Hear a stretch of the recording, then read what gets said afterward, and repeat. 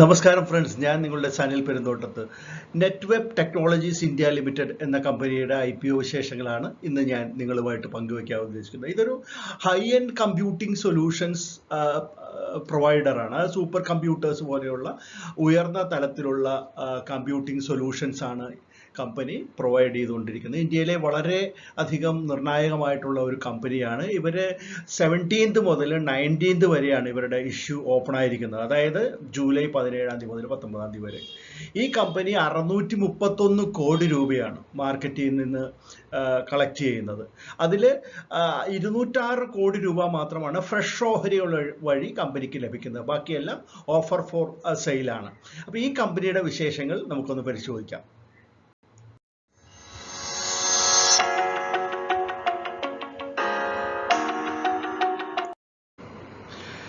നെറ്റ്വെബ് technologies India limited 1999 ഈ company രൂപം കൊള്ളുന്നത്. ഫരീദാബാദാണ് ഇതിൻ്റെ ഹെഡ് ക്വാർട്ടേഴ്സ്. നെറ്റ്വെബ് ടെക്നോളജീസ് എന്ന ഈ കമ്പനിയുടെ ഓഫറിങ്സ് അവർ നൽകുന്ന എന്തൊക്കെയാണെന്ന് നമുക്ക് നോക്കാം. High performance computing systems, private cloud and hyper converged infrastructure, artificial intelligence systems and enterprise work stations, high performance storage solutions, data centre service, software and services for HCS offerings. ഇവരുടെ clients ആയിട്ട് വരുന്നത് പ്രധാനപ്പെട്ട ഒരുപാട് സ്ഥാപനങ്ങളുണ്ട്. അതായത് Kanpur IIT അടക്കമുള്ള പ്രമുഖമായിട്ടുള്ള സ്ഥാപനങ്ങൾ, അതുപോലെ തന്നെ ഗവൺമെന്റിന്റെ ഡിഫൻസ് സെക്ടേഴ്സ്, ഇവരൊക്കെ എല്ലാം തന്നെ കമ്പനി അവരുടെ സർവീസ് നൽകിക്കൊണ്ടിരിക്കുന്നുണ്ട്.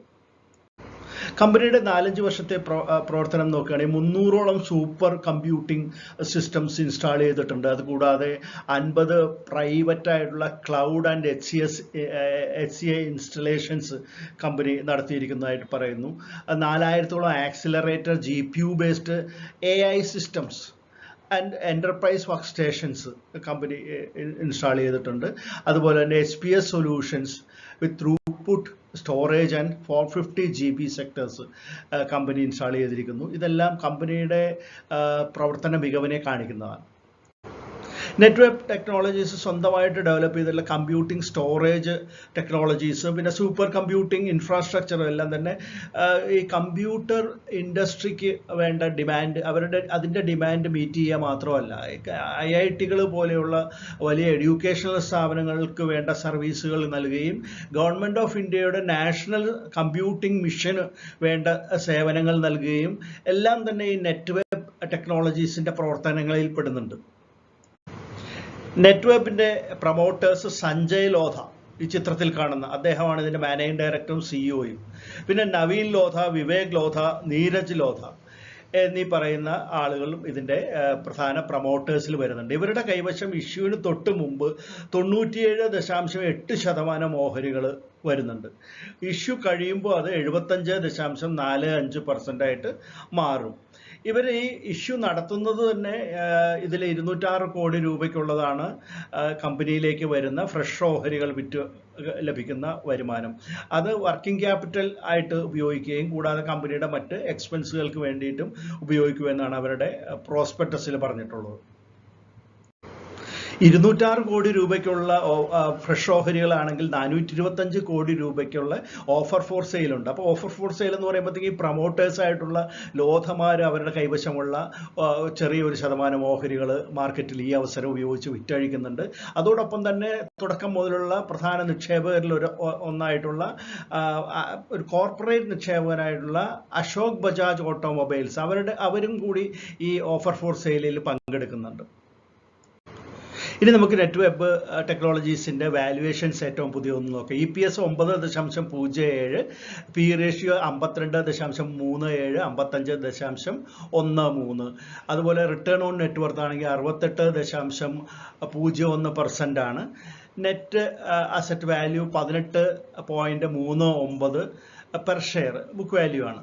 ഇതിൻ്റെ രജിസ്ട്രാർ എന്ന് പറയുമ്പോൾ Link In Time India private ലിമിറ്റഡും ഇതിൻ്റെ ബുക്ക് ലീഡ് മാനേജേഴ്സ് ഇക്വറസ് ക്യാപിറ്റലുമാണ്.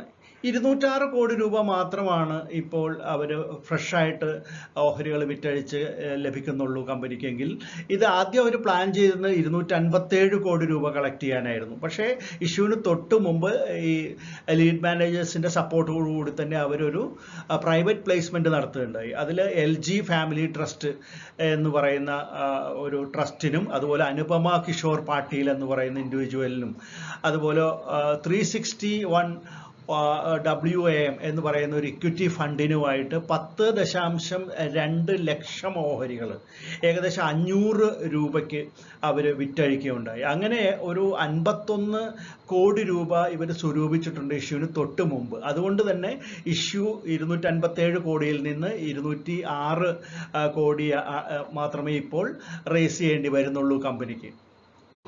ഇനി നമുക്ക് കമ്പനിയുടെ ഫിനാൻഷ്യൽ സൈഡ് ഒന്ന് പരിശോധിക്കാം. 2021 റവന്യൂ 142.79 കോടി രൂപയായിരുന്നപ്പോൾ അതിൻ്റെ നെറ്റ് ഇൻകം അറ്റാദായം എന്ന് പറയുന്നത് 8.17 കോടി രൂപയായിരുന്നു.